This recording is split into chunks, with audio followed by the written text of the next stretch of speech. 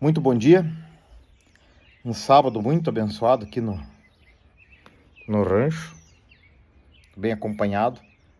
Não estou acompanhado hoje dos pretos, porque os pretos estão de castigo no canil, porque de novo hoje me acordei, não tenho a menor ideia de onde é que eles foram. Agora há pouco apareceram aqui os dois, carona assim, fazendo festa, e descobriu onde é que é o buraquinho para onde eles estão fugindo. Por enquanto vão ficar no canilzinho. Espero que vocês estejam bem estejam as vossas famílias, porque aqui está muito divertido. Ó, a orquestra de passarinho cantando aqui enquanto eu vou conversar com vocês.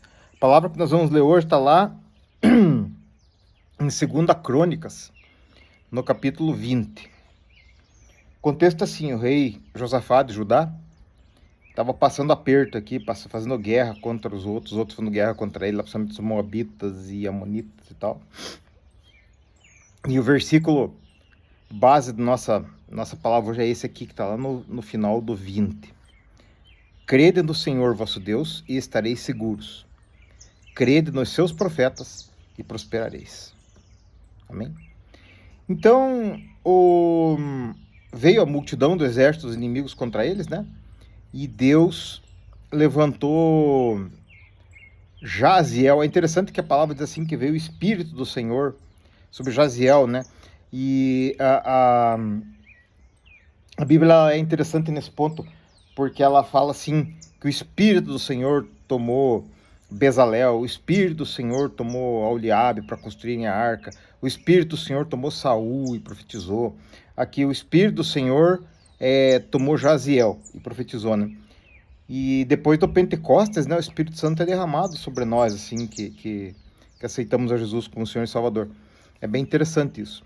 Mas veja o que o Jaziel falou para o rei, lá no 15. Jaziel disse: dai ouvidos todo Judá e vós, moradores de Jerusalém. E tu, ó rei Josafá, assim o Senhor vos diz: não temais, nem vos assusteis por causa dessa grande multidão, pois a peleja não é vossa, é de Deus. Lá, né, eles falaram: creiam no Senhor vosso Deus, estareis seguros, crede nos seus profetas e prosperarei. Ok.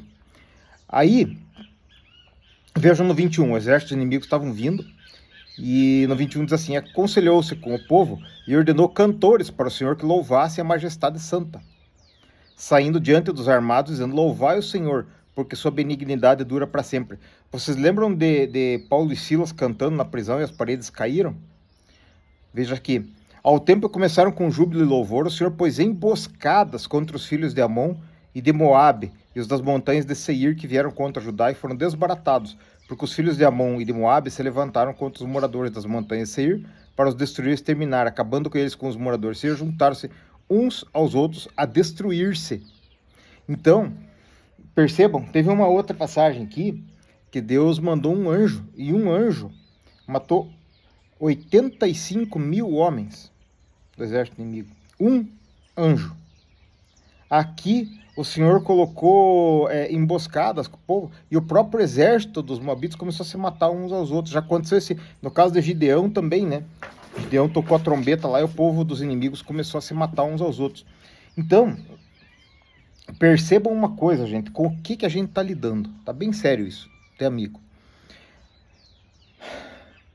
Vocês estão ouvindo falar desses corpos celestes grandes que estão entrando aqui no nosso sistema solar e passando por perto aqui, todo mundo falando o que é isso, é coisa nova, não sei o que.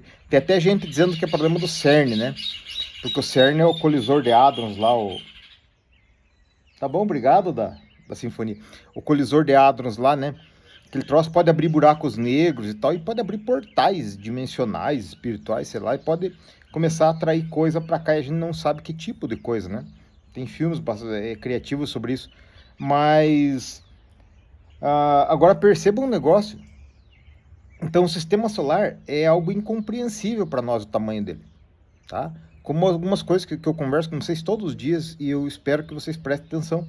Como é que a luz do sol viaja toda essa distância e chega aqui na temperatura adequada para a nossa vida? Não é coincidência. Como é que a Lua está ali sempre com o mesmo lado, virado para a Terra, escondida, a face escura dela, e ela interfere nas marés aqui, até no corte de cabelo das irmãs e nas plantas e tal? Não é coincidência, gente. Deus fez isso. Nós já conversamos sobre isso. Nós estamos sentados aqui na América do Sul, quase de ponta cabeça aqui numa bola, e a gente não cai. E tem água na parte de baixo da bola e a água não escorre. Isso é absurdo, sabe? As coisas de Deus são absurdas. Então a gente não tem que entender muito isso. Só que você tem que entender o seguinte, que assim como Deus falou que os pensamentos dele são maiores que os nossos pensamentos, a gente tem que entender que as coisas de Deus elas são muito maiores do que a gente pode pensar ou pode compreender. A gente não tem a menor condição de tentar entender as coisas de Deus, mas sim de aceitar, né? Veja os caras que foram cantar louvores a Deus na frente dos armados, né? E não precisaram levantar uma espada. Deus simplesmente criou confusão no exército dos inimigos, lá os caras se mataram. De outra feita, um anjo matou 85 mil homens, um anjo. Por isso que aqueles filmes idiota que tem dos caras brigando com o demônio, com machado e dando tiro, tudo, viu? Um absurdo. Você querer brigar com um ser espiritual, a única saída que tem para uns bichos desses serem assim subjugados é o nome de Jesus. Que é o nome de Jesus, todo joelho tem que se dobrar no céu, na terra e embaixo da terra, né? Então essa é a única saída. Então as coisas de Deus são muito grandiosas, né? Agora vejam que legal esse versículo aqui no fim do 20, ó. Creiam no Senhor vosso Deus e estareis seguros.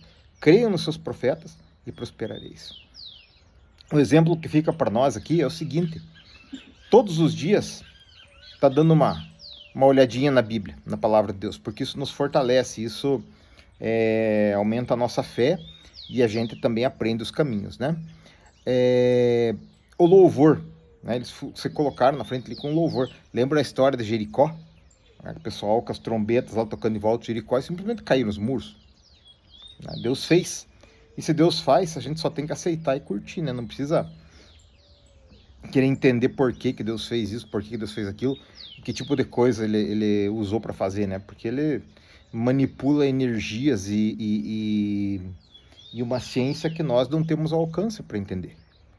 E nem precisa também nessa nossa vida curta, nossos 70, 80 anos aqui. Mas fiquem com essa palavra, que creiam no Senhor vosso Deus e estareis seguros.